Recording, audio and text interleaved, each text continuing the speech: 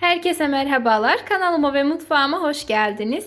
Bugün sizlere mis gibi kekik kokulu, zeytinyağlı, nefis bir kahvaltılık ekmek tarifi vereceğim. Her zaman olduğu gibi malzeme listesi açıklama kısmında yazılı olacaktır. Lakin önemli püf noktaları kaçırmamak adına videoyu sonuna kadar izlemenizi tavsiye ediyor ve sizleri çok bekletmeden hemen tarife geçiyorum. Tarifimiz için uygun bir yoğurma kabı alıp içerisine 1 su bardağı ılık su, 1 su bardağı ılık süt, 1 yemek kaşığı kadar toz şeker, 10 gram instant maya veya yarım paket yaş maya ilave edip mayamız aktive oluncaya kadar bekleyelim. Mayamız aktive olmaya başladığında içerisine azar azar un ilavesi yapalım ve önce bir kaşık veya spatula ile karıştıralım. Hamur karıştırılmayacak kıvama geldiğinde spatulayı çıkartıp elimizle yoğurmaya devam edelim. Bu aşamada bir yemek kaşığı kadar da tuz ilavesi yapalım. Bana göre tuzu un ile birlikte eklediğimizde hamurun lezzeti daha da artıyor. Sizlere de bu şekilde tavsiye ediyorum.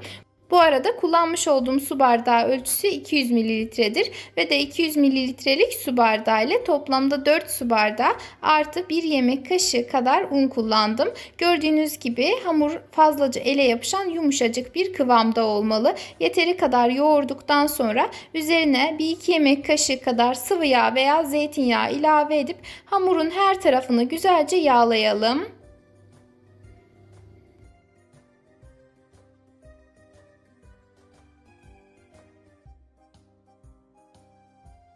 Ve artık hamurumuz hazır oldu. Şimdi üzerini bir poşet veya streçle hava almayacak şekilde güzelce kapatıp mayalanmasını bekleyelim. Ortalama mayalanma süresi 45-60 dakikadır. Bu süreyi hızlandırmak için üzerini bir bezle kapatmayı tercih edebilirsiniz. Hamurumuz mayalana dursun. Bizse geçelim üzerinin sosunu hazırlamaya.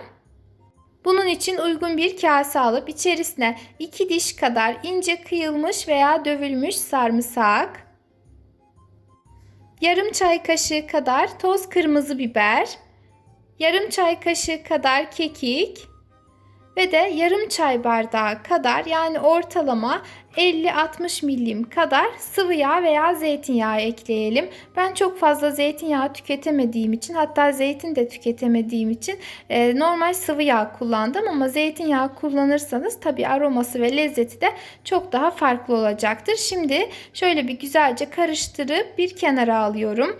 Bu arada ortalama 1 saat kadar dinlendirdikten sonra hamurumuzun da mayası gelmiş. Şimdi üzerindeki streç veya poşeti alalım ve hamurumuzun kabarıklığını indirmeden hamuru elimizle ikiye bölelim. Şimdi böldüğümüz hamurun yarısını yağlı fırın kağıdı serilmiş veya yağlanmış fırın tepsisinin içerisine alıp elimizle olabildiğince genişletelim.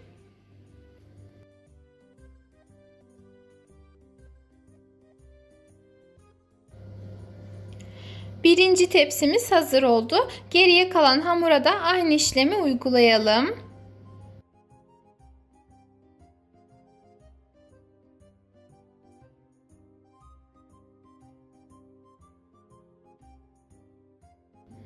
Hamurları tepsilerin içerisine yaydıktan sonra üzerlerini bir mutfak havlusuyla veya poşetle güzelce kapatıp en az 20 dakika kadar bu şekilde tepsi mayasının gelmesini bekleyelim.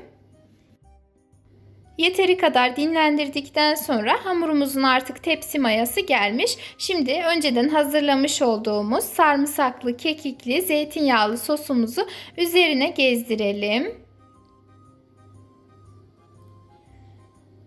Ve sosu elimizle hamurun her tarafına güzelce yayalım. Bu arada eğer tarifimi buraya kadar izlediyseniz herhangi bir sorunuz, görüşünüz, öneriniz var ise yorum kısmında belirtebilirsiniz. Eğer hiçbirisi yok ise bile yoruma sevdiğiniz bir emojiyi bırakarak bana destek olabilirsiniz. Şimdiden değerli yorum ve beğenileriniz için hepinize çok teşekkür ediyorum. Sosu her tarafına güzelce yaydıktan sonra parmak uçlarımızla hamura şekil verelim.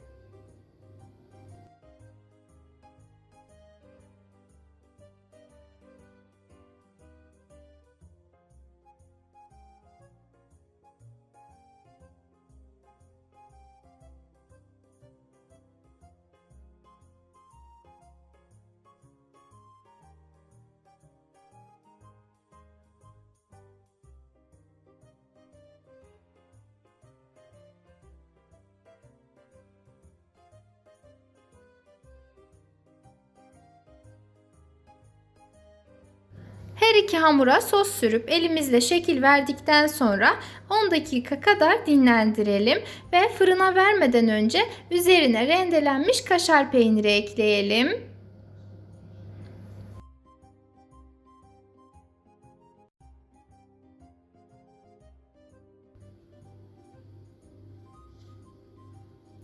Ve artık ekmeğimiz fırına gitmeye hazırdır. Şimdi önceden ısıtılmış 180 derece fırında üzeri ve altı kızarıncaya kadar ekmeğimizi pişirelim. Ve kolayca hazırlayıp her öğün tüketebileceğiniz oldukça lezzetli, aynı zamanda da yumuşacık bir ekmek hazırladık. Eminim bir kez denedikten sonra sürekli yapmak isteyip favori tarifler listenize ekleyeceğiniz tariflerden bir tanesi olacak. Eğer videomu beğendiyseniz beğenmeyi, yorum yazmayı ve de paylaşmayı unutmayın. Yepyeni videolu tariflerimden haberdar olmak adına kanalıma ücretsiz bir şekilde abone olarak bildirim zilini tüm olacak şekilde etkinleştirmeniz yeterli. Kendinize çok iyi bakın. Allah'a emanet olun.